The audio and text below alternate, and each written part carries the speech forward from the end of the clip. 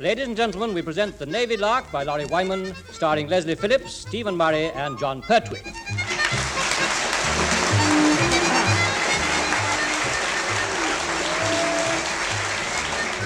One of the disadvantages of being a frigate in Her Majesty's Navy is that from time to time you cop the job of acting as a high-class floating hackney carriage. If you don't see it coming, you're liable to get the job of transporting a VIP, and that means a terrible time is going to be had by all except him. For once, HMS Troutbridge didn't see it coming, and they've collected the unenviable task of transporting one of the Prime Minister's advisors, Sir Willoughby Todhunter-Brown, and his wife to France. However, to everyone's astonishment, including Sub-Lieutenant Phillips, the ship has actually arrived off the coast of France in time for the reception. Not only in time, but at the right part of the coast as well. Which only goes to show that with Troutbridge, you just never know what will happen. Just coming into Boulogne now, Sir Wibbly Doddly... Sir Wibbly Doddly... Don't bother. I can't even say it myself. Why my parents couldn't settle for Sid, I'll never know.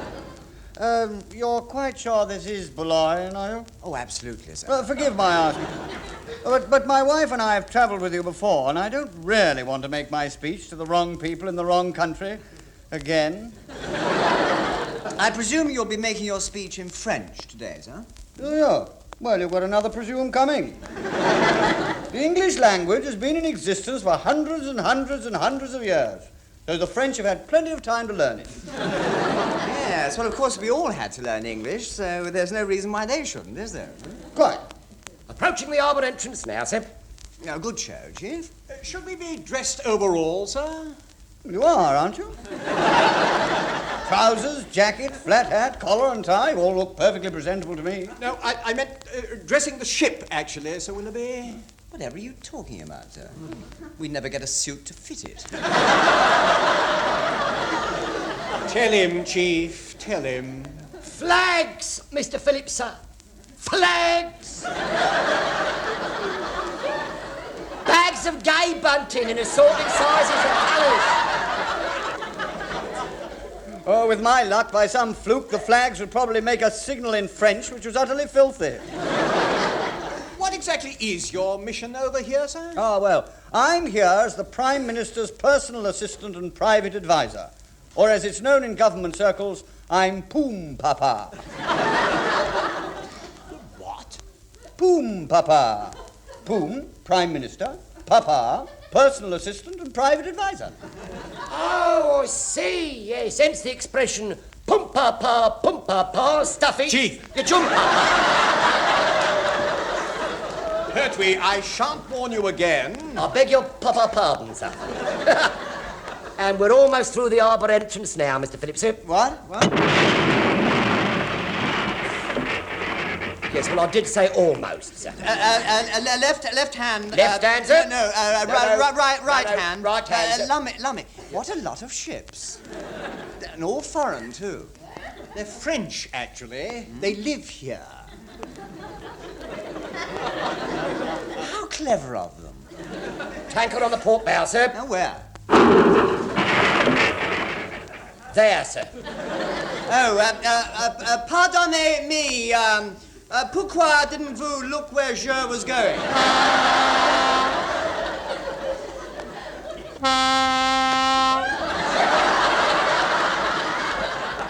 And you. So much for the Entente Cordiale. Pardon? Entente Cordiale. It's French for two of my aunts want a lemonade. Entente Cordiale. Cordial, lemonade. It's a joke. Well, at least it was. Look, I don't think I'm interfering, but you had noticed that Channel ferry boat, hadn't you? No, we hadn't, actually. Sacré bleu! Qu'est-ce que vous faites? Anglais perfide! Vous êtes un nit stupide! Nit! much is the return fare? Coming alongside the harbour wall now, sir. Oh, my word, so we are. I wonder what all those people are doing down there. Hey, look, they've even got a band. Right alongside now, sir. Stop engines. Stop engine, sir.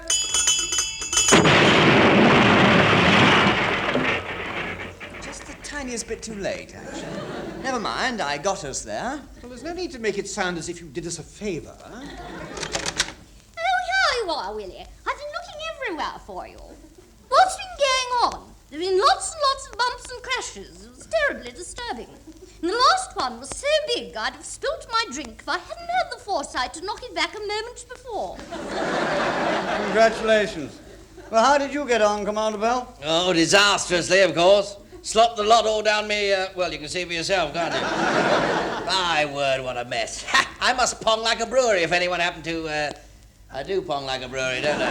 Yeah. Frankly, Commander Bell, sir, yes. Yeah. Well, I could always change, of course, but it hardly seems worth it. I mean, I gather we've got to go ashore in a minute, and you know me. You do know me, don't you? Yes, of course you do, yes. We met before, didn't we? At least I did. No. Where was I when I so rudely interrupted myself? Ponging like a brewery, sir. And it's lovely, sir. Could I wring out a pocket or a lapel full, sir? Oh, yes, help yourself, old man. Oh, yes, I remember now. I was about to say, it's not worth changing because whenever I go ashore, I always step off the wrong side of the ship and end up in the sea. Yes, you do, don't you, sir? Yeah, never fails. Never fails. Almost a routine, really. Old Pertwee blows his bosun's pipe, I bung him a salute, and then it's whoosh, splosh. Chuck me a lifebelt, somebody. Gives the locals a giggle, of course. Last time they thought I was diving for pennies. Some Americans chucked a handful after me. I got 3 bobs worth right in the... Everything under control, is it? Well, reasonably, sir. Yeah. With the possible exception of my wife, of course. Who? Oh, the lady I met in the wardroom, yeah. My word. She can certainly knock it back. What? It must cost you a fortune to keep her in Boulogne for long, are you? Yes, I can see you are. Well, she won't see much of it. She drank your health dozens of times I was off, I think. Yeah. I'm wanted down in the... Well, let's face it, I'm not wanted anywhere, really. I'll go down to my cabin and change, I think, if I can find it. Lovely to have met you, Lady Todhunter Brewery. Oh, Brown. Oh, Lord. Good. Is that the time? No, sir, it's the compass. Oh, I wonder why... I was wondering why it was north minutes past east. Oh, well, carry on then. If anyone needs me, I'll be in the... Well, no one's going to look there, are they? Good morning.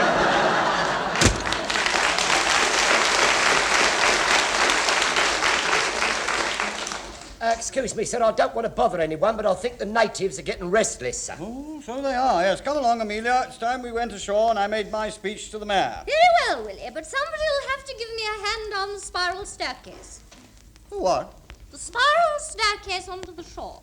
It's a straight gangplank, madam. It may be straight to you, but I still require some slight assistance. I happen to be wearing high heels.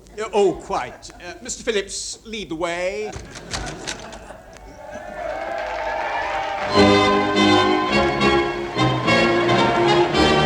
Oh, say, what fun! They're playing all too. Bonjour, c'est Robert Willoughby. Moi. Merci, monsieur, merci. Welcome to la belle France. And your milord lady wife also. Cheers, and possibly derrieres up. It's a one-track mind, that's the trouble. Now, stand back, a lot of you. I'm under starter's orders. Just a minute, sir. The CO isn't here. Oh, dear, trust him. Chief Petty Officer? Mr. Murray, sir. Where's Commander Bell? Just coming ashore, sir. Sorry to keep you waiting, old man. I'll be with you in a...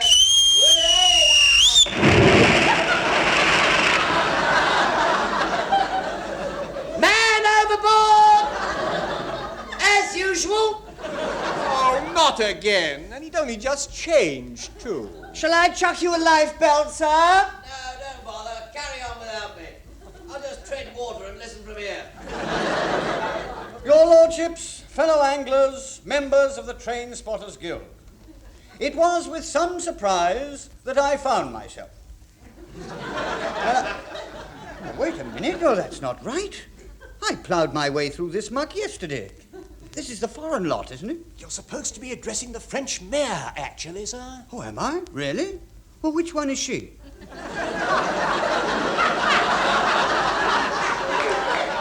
No, sir. The mayor of the town and his officials, the ones in the top hats with ribbons across their chests. Oh, the wedding party. Yes, right. Right, I've got it now. It's usual form. Short speech, kiss the bride, then belt round to the pub for a quick one. Members of the congregation, undergraduates and fellow dog lovers. It is with great pleasure that I rise to take my seat and address you on a subject. And while we're on it, let me assure you that too much has been said already. And nor can it. Speak up, old man! I can't hear you. I've got an ear full of seaweed. Oh! Oh, I've just been torpedoed by a French cod. And I'm not telling you where either. If our old buildings are to be preserved, we must all pull together and leave no stone unturned while there is still time, and double time on Sundays. Now, my friends, you may well ask, how does this affect the girls in the sixth form? And who am I to tell you? When it's already being done by the United Nations. Finally, as a stamp collector myself, I shan't keep you more than 3/4 of an hour, as I only intend to touch briefly on the matter in hand. 3/4 of an hour? They'll lynch him. And not only that, sir, we'll lose the tide and we'll be stuck here. Right, let's get back on board. But, sir, he's just getting to the interesting part, and I want to listen. Move, Mr. Phillips, move!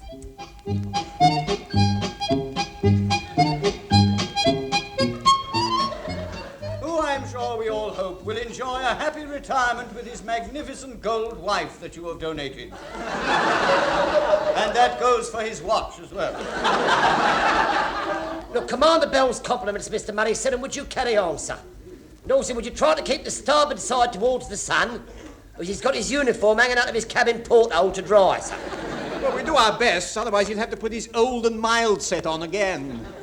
Fascinating, isn't it? What is that? Sir Wibbly-Toddly-Doodly. He's still going on with his speech. I know you'll agree we have struck a blow at the women, without whom nothing could take place. And frequently does. Blimey, so he is. Here, look, sir, the mayor and the rest of them left ages ago. Even the band's beginning to slope off now. Put to sea as soon as you can, Mr. Phillips. Aye, aye, sir. And now then, Chief. Sir? Check she's in neutral, then switch on and press the starter. Check she's in you. Do what, sir? I mean, cast aft off. Cast off to cast. Cast aft aft. Let go at the back end, sir. Yes. Yes, and the front end as well, actually. Right, sir. Cast off for it! Cast aft oft! No, aft cast, off! Aft if! Cast lift off! You see how easy it is, Bert. Let go back and front, sir. Slow ahead, both. Slow ahead, both, dear, sir. Bridge, number 1 here. Engine room here, sir. Lieutenant Queeg speaking. A sort of bell thing rang down here, so you'll be wanting something, I take it. Even if it's only room service. We want slow ahead both, Mr. Queeg. Now I'd like to oblige you, believe me, but just at the present, it's completely out of the question. What? Now I've upset you, I can tell. But the lad who understands all the mechanical gubbins, or whatever they are down here, well, he's not here just a moment. Oh, not again. Not only again, but the whole morning, as a matter of fact. And he got up so incredibly early, too. And in such a rush, you'd never credit it. Never credit it. Mind you, he pops back from time to time, but never for very long. As I understand it, he blames the plate of frog's legs entirely, sir. He's of the opinion that those frog's legs had boots on. And those boots were made for walking. Although from what I've seen up to now, I'd say they were made for running. A couple of times he's rushed off in mid-sentence to wherever it is he has to keep going. Mr. Queeg! You're getting impatient. You're getting impatient. I can hear that edge on your voice that wasn't there before, sir.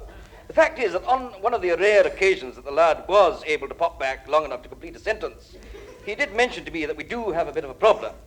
You see, he's been that preoccupied, he hasn't had time to ask permission to blow soot. I beg your pardon. That was my reaction entirely, sir, yeah. I gather that the regulations state we're supposed to blow soot every 24 hours. This seems to be a regulation we've overlooked for quite a time. About a month, to be precise. What? The whole exhaust system must be absolutely choked up. Oh, it is. In more ways than one, sir, it is. That's why you can't have a slow head both just yet. But it'll all be as clean as a whistle in a minute. As you were busy ashore and the lad was busy wherever it is he has to keep going, I attended to the whole thing myself. Oh, no. Mr. Queeg, you haven't meddled with any of the levers or switches without asking the lad, surely? Oh, no, sir. No, I wouldn't dare. I simply reverted to the old-fashioned method that my granny used to use in her cottage. What method? Well, she used to throw a couple of firecrackers in the grate. Made a heck of a bang. It was most effective. What? You chucked firecrackers in the boilers? Well, no, not exactly, sir. No, we don't have any firecrackers aboard, so I had to improvise. I dropped a handful of distress rockets down the top of that big chimney thing you've got sticking up through your part of the ship. The funnel? The funnel, it could well be that, sir, yes. So if you hear a bit of a bang in a minute or two, you'll know without a shadow of doubt we've blown soot.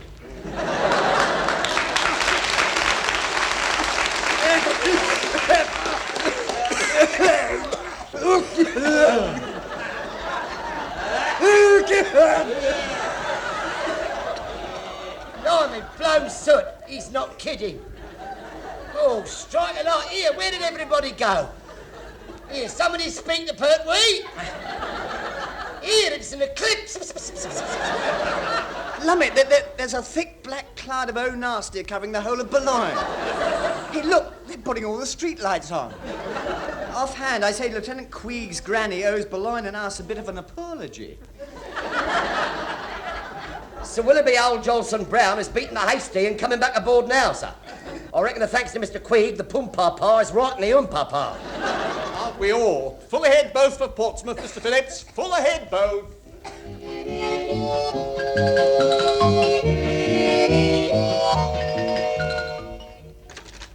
Excuse me, sir. Ah, there you are, Chasen. Well, I think that's enough for one day. Not quite, sir. Oh, yes, it is. I have a feeling we'll be working late. Working late? Oh, nonsense. Besides, if I'm late home, my wife will stop my Saturday 6... But I think what more is it there? Unfortunately, we can't. All right, tell me the worst. What has happened? A message from the dockyard police, sir. An unidentified frigate is just tied up in the harbour, sir. An unidentified frigate? Well, that's ridiculous. She must have a number painted on the side. No, sir. Well, what's her name? They must have been able to read that. No, sir. The whole ship is completely black all over. That she can't be. She is, sir. Could she be a Russian? Not unless she's one of the Black Sea Fleet. I do beg your pardon, sir. In any case, the crew appear to speak English, sir. Appear to speak English? Well, 3 of them are protesting in advanced Anglo-Saxon, and the other one is trying to make a speech to the constabulary. Oh, no, it can't be. Can it? It is just possible, sir. Good grief, Troutbridge, that's all I needed. Yes, sir, but it's not all you've got. I beg your pardon? Commander Bracewell from the intelligence section at Whitehall is on his way, sir. Oh, what does that idiot want? A few watertight answers to some dodgy old questions, sir. It's not exactly new, is it? Oh, well, I'd better get down to the dockyard and see what's going on. Hello, Povey, old man. Bracewell's the name. My word, you're really in the muck this time, aren't you? What? Glad it's not me. Well, I'm sure you two have lots to talk about. I'll be in the outer office, sir. Commander Bracewell, what exactly... I say I wouldn't be in your shoes, old man. About the only thing you can do is bung yourself on leave and backdate it a couple of days, what? Take all that personal stuff with you, of course, because you're hardly likely to come back, are you? Commander Bracewell, what exactly has happened? Oh, haven't you heard, old man? Goodness me, there's one board every minute. Now, where shall I start? Well, there's the claim from the cleansing department of the Boulogne Borough Council. What? Yes, and in case you didn't know, they charge time and a half for soot shifting. Soot shifting? That's the style, bag the panic. I'll court-martial the lot of them. I will. I'll court-martial the lot. You'll have to, old man. And I'll tell you the first charge. Blowing soot in harbour all over the Pum's papa without official permission. They didn't. They did, you know. You should see him now. All he needs is a banjo. By George, is he hopping mad? Who, the papa? No, the Pum. Oh, good grief. It's got to that level, has it? Yes, but it's coming back down to you fast. You weren't relying on your pension, were you? Well, actually, yes. Oh, my word, you're in for a thin time. Not to worry, it'll probably all blow over, which is more than their soot did in Boulogne. Excuse me, sir. Mr. Murray, Mr. Phillips, and CPO Pertwee, sir. Show them in, please, Wren Chasen. As you said earlier, I'm sure we have lots to talk about. Hello, sir. We can explain. If you insist. But we'd be most grateful if you didn't, sir. Oh, we shall want an explanation, all right. You can depend on that. Yes, I've just heard about some of your activities from Commander Bracewell of Intelligence. Oh, pity. Permission to desert, sir. Don't be ridiculous, Pertwee. Wren Chasen, Sir? would you ring the dockyard police and tell them that the unidentified frigate is HMS Troutbridge, and would they kindly place the whole ship's company under arrest? All of them? All of them, with the exception of these three, as I've already got them here. Yes,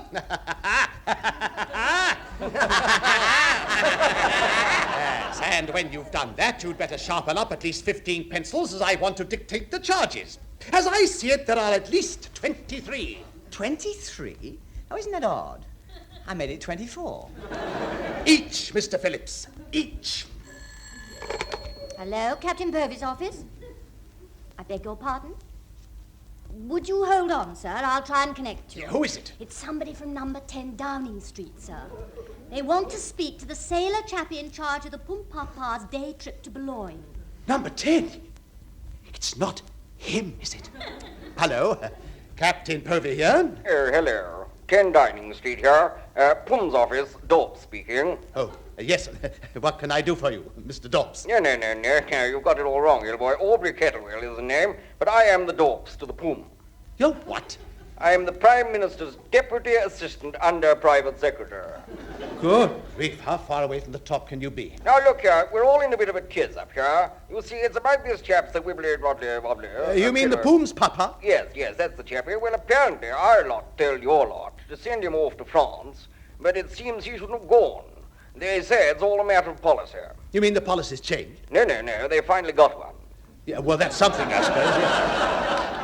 But what do you want us to do? Well, I want you to get your boat, chappies, to bring the papa back for another briefing by Pum. But he's already back. Really?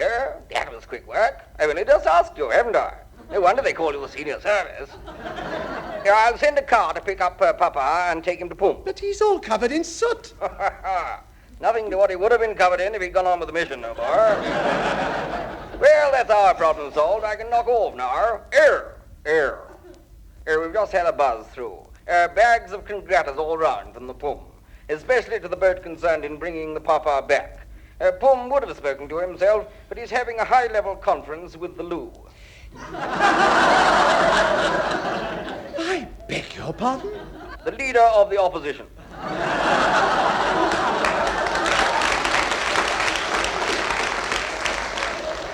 Well, cheers, or whatever you sailor chappies say. Bad news, sir? The worst, number one. As usual, you seem to have done the right thing for entirely the wrong reason. Well, we do our best, sir. Permission to desert, sir. Oh, shut up. I have to convey the Pum's congratulations to you for bringing his papa back. Oh, how kind. Oh, it's nice to know that one's devotion to duty is appreciated in high places, sir.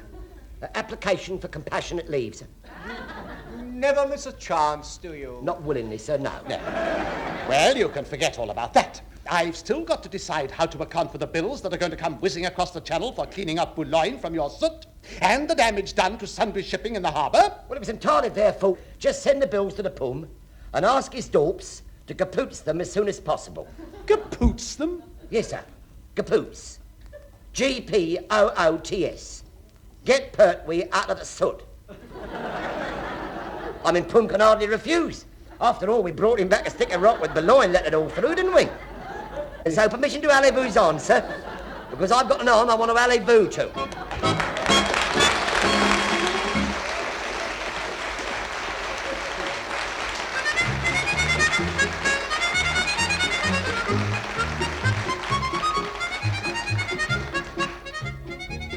Leslie Phillips, Stephen Murray, and Jon Pertwee have been blowing soot through the Navy Lark written by Lawrie Wyman.